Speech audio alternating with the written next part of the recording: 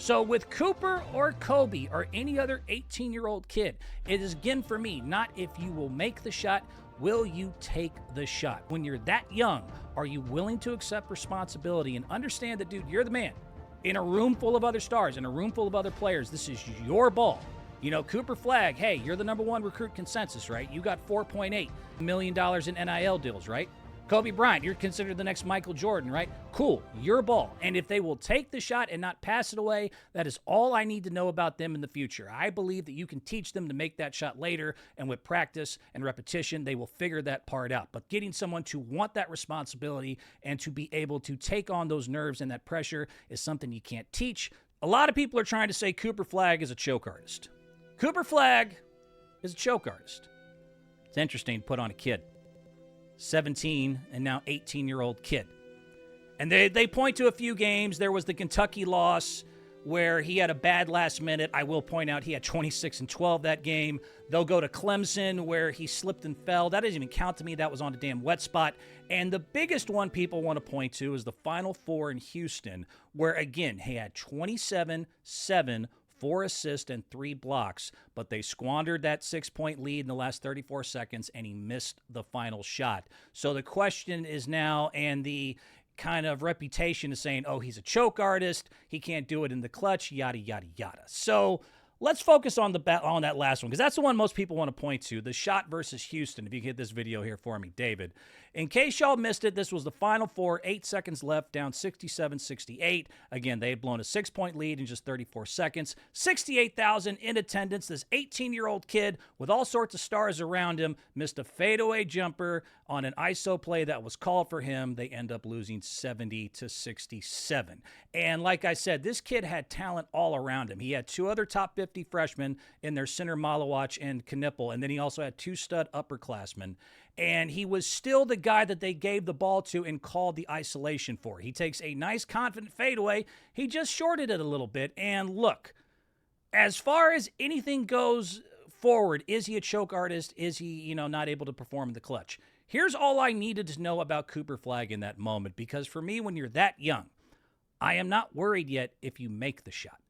I'm only worried if you'll take the shot. With age and experience, practice, you can learn to make that shot. But are you willing to accept the responsibility of the moment with that many people, that many millions, you're that young, and that many stars around you? Are you willing to call the isolation and say, you know what, give me the ball, I will take this shot?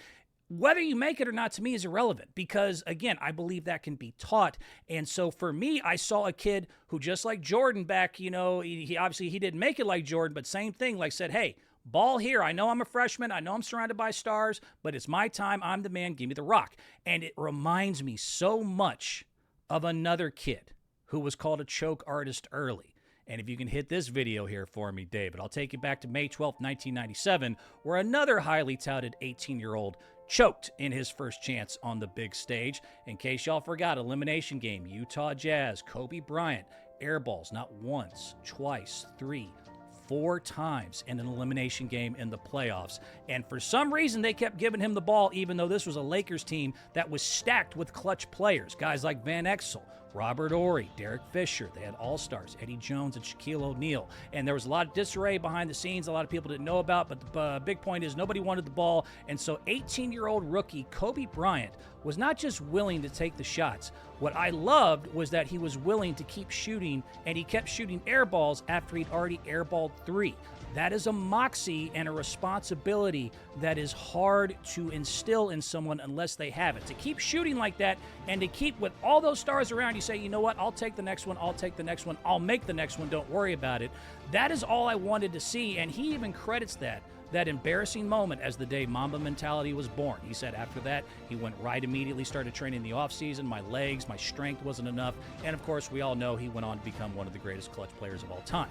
So with Cooper or Kobe or any other 18-year-old kid, it is again for me, not if you will make the shot, will you take the shot? When you're that young, are you willing to accept responsibility and understand that, dude, you're the man. In a room full of other stars, in a room full of other players, this is your ball. Cooper Flagg, hey, you're the #1 recruit consensus, right? You got $4.8 million in NIL deals, right?